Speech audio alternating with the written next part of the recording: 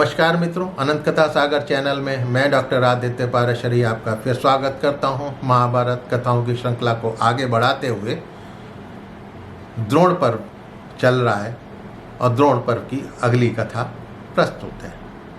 तो जैसा कि पिछले एपिसोड में मैंने आपको बताया कि द्रोणाचार्य कौरवों के सेनापति बन चुके थे और सेनापति बनने के बाद ही उन्होंने एक व्यूह की रचना करी। द्रोणाचार्य ने बाणों, जब युद्ध स्थल में आ गए तो द्रोणाचार्य ने बाणों के द्वारा धृष्टद्युम्न की सेना का संहार करना आरंभ कर दिया। रण क्षेत्र में द्रोण ने जैसे रक्त की नदी बहा दी, जिसमें हाथी, घोड़े, लाशें तैर रही थी। नदी हड्डी, मांस, मज्जा तथा रक्त की बन चुकी थी। योद्धाओं के कटे हुए शरीर उसमें जैसे कमल के फूल तालाब में तैरते हैं, इस तरह से तैर रहे थे। गीध और कंक भी उस नदी से अपनी क्षुधा मिटा रहे थे, भूख मिटा रहे थे। तभी जो है द्रोणाचार्य पर युधिष्ठिर तथा और योद्धा जो हैं वो टूट पड़े। द्रोण ने पांडव वीरों को रोक दिया। शकुनी ने सहदेव पर धावा किया तथा सारथी, ध्वज एवं रथ सहित उन्हें घायल कर दिया। तब सहदेव ने भी शकुनी के धनुष, ध्वज, सारथी और घोड़ों को छिन्न भिन्न करके शकुनी को बाणों से बींध डाला। शकुनी गदा लेकर रथ से कूद पड़ा और सहदेव के सारथी को मार गिराया। द्रोण ने द्रुपद को और द्रुपद ने द्रोण को बाणों से बींध डाला।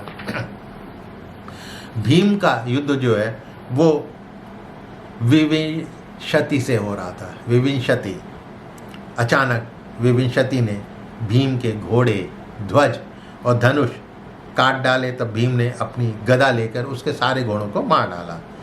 तब विविंशति ने रथ से कूदकर तलवार से भीम पर आक्रमण करना शुरू कर दिया। राजा शल्य जो है वो नकुल से लड़ रहे थे और नकुल के घोड़ों, छत्र, ध्वजा, धनुष तथा सारथी को काट कर उन्होंने विजयी होने का शंख बजाया। धृष्टकेतु ने कृपाचार्य पर 70 बाण मारे और घायल कर दिया। तब कृपाचार्य ने भी भारी बाणों की वर्षा करके धृष्टकेतु को आगे बढ़ने से रोका और घायल कर दिया। सात्विकी ने कृतवर्मा की छाती में चोट की और 70 बाणों से घायल कर दिया। कृतवर्मा ने तुरंत ही बदले में 70 बाणों से सात्विकी को बींध डाला, लेकिन उन्हें विचलित नहीं कर सके। दूसरी ओर धृष्टद्युम्न ने सुशर्मा के मर्म स्थानों पर चोट पहुंचाई। सुशर्मा ने तोमर द्वारा धृष्टद्युम्न की गले की हंसली पर प्रहार किया। कर्ण विराट से पराक्रम दिखा रहे थे। राजा द्रुपद भगदत्त से लड़ रहे थे। दोनों ही एक दूसरे पर प्रचंड प्रहार कर रहे थे। भूरिश्रवा तथा शिखंडी वो आपस में युद्ध का पराक्रम दिखा रहे थे। राक्षस घटोत्कच और अलम्बुश एक दूसरे से भयंकर मायावी युद्ध कर रहे थे। चेकितान अनुविंदे के साथ भिड़े हुए थे। राजा पौरव ने अभिमन्यु पर जब आक्रमण किया तो अभिमन्यु ने उनका ध्वज, छत्र तथा धनुष को काटकर गिरा दिया और 5 बाणों से उनके घोड़ों तथा सारथी को भी क्षत विक्षत कर दिया। जब अर्जुन एक बाण चलाकर पौरव का अंत करना ही चाहते थे, तभी कृतवर्मा ने 2 बाणों से अभिमन्यु का धनुष काट दिया। तब अभिमन्यु ने तलवार और ढाल लेकर रणभूमि में विचरना शुरू कर दिया और पौरव के रथ पर चढ़कर उसकी चुटिया पकड़ ली। सारथी को मार दिया। पौरव को रथ से नीचे उठाकर पटक दिया। वो अचेत हो गया था, सिर के बाल उखड़ गए थे। अब ये देखकर जयद्रथ जो है वो खड़ग और ढाल लेकर अपने रथ से कूद पड़ा और अभिमन्यु पर झपटा। दोनों ही एक दूसरे पर प्रचंड प्रहार कर रहे थे। दोनों बराबरी से लड़ रहे थे। तभी जयद्रथ ने अभिमन्यु की ढाल पर प्रहार किया, लेकिन उसका जो है खड़ग टूट गया। टूटी तलवार लेकर जयद्रथ उछलकर अपने रथ पर जा बैठा। अभिमन्यु भी रथ पर जा बैठा। तभी अनेक राजाओं ने अभिमन्यु को घेर लिया। शल्य ने अभिमन्यु पर शक्ति छोड़ी, जिसे अभिमन्यु ने उछलकर पकड़ लिया और तलवार निकाल ली और शल्य के सारथी को मार डाला और शल्य को रथ से नीचे गिरा दिया। अपने सारथी को मारा जाता देखकर शल्य ने फिर अभिमन्यु पर आक्रमण किया। तब भीम भी तेजी से गदा लेकर दौड़े। अभिमन्यु भी गदा लेकर शल्य को ललकारने लगे, तो भीम ने उसे रोका और स्वयं अविचल भाव से शल्य के सामने खड़े हो गए। दोनों में भयंकर गदा युद्ध होने लगा। दोनों एक दूसरे को घायल कर रहे थे। दोनों एक ही समय पर घायल होकर पृथ्वी पर गिर पड़े। तभी राजा कृतवर्मा शल्य के पास पहुंचकर अचेत अवस्था में शल्य को अपने रथ पर बिठाकर युद्ध भूमि से बाहर ले गए।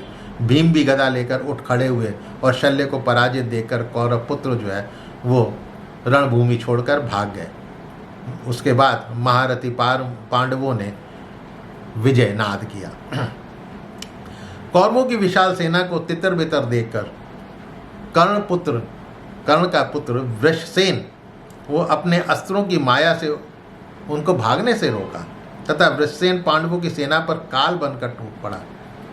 उसको अकेला देखकर पांडवों ने घेर लिया। तब नकुल पुत्र शतानिक ने वृषसेन पर आक्रमण किया। तब कर्ण के पुत्र ने शतानिक का धनुष काट दिया। तब रक्षा के लिए द्रौपदी के अन्य पुत्र भी वहां पर आकर और बाणों से उन्होंने वृषसेन को ढक दिया।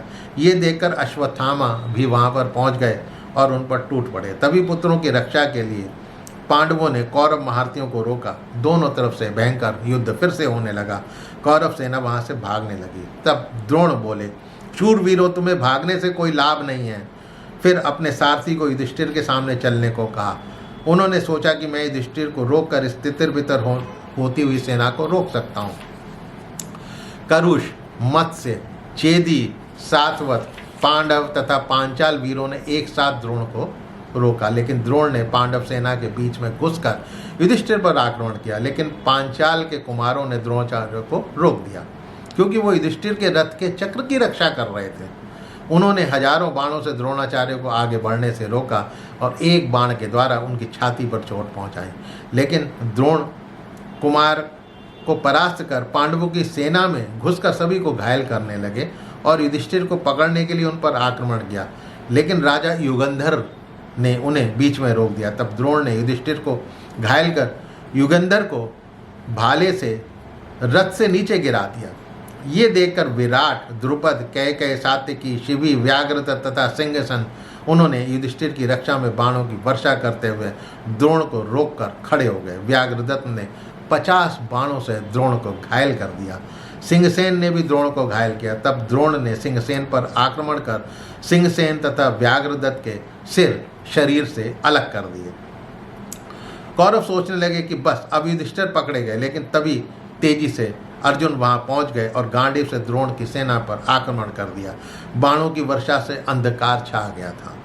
तब द्रोणाचार्य ने दुर्योधन ने अपनी सेनाओं को पीछे हटा लिया। सूर्यास्त हो रहा था और अपनी सेना पीछे हटाने के कारण दुर्योधन बहुत दुखी महसूस कर रहे थे। द्रोणाचार्य भी बहुत दुखी महसूस कर रहे थे। तो आगे क्या हुआ ये जानने के लिए अगले एपिसोड का इंतज़ार कीजिएगा। मित्रों, मेरे चैनल को सब्सक्राइब करना मत भूलिएगा और हो सके तो अपने इष्ट मित्रों से इसको शेयर अवश्य करिएगा। मिलता हूँ अगले एपिसोड में, तब तक के लिए नमस्कार।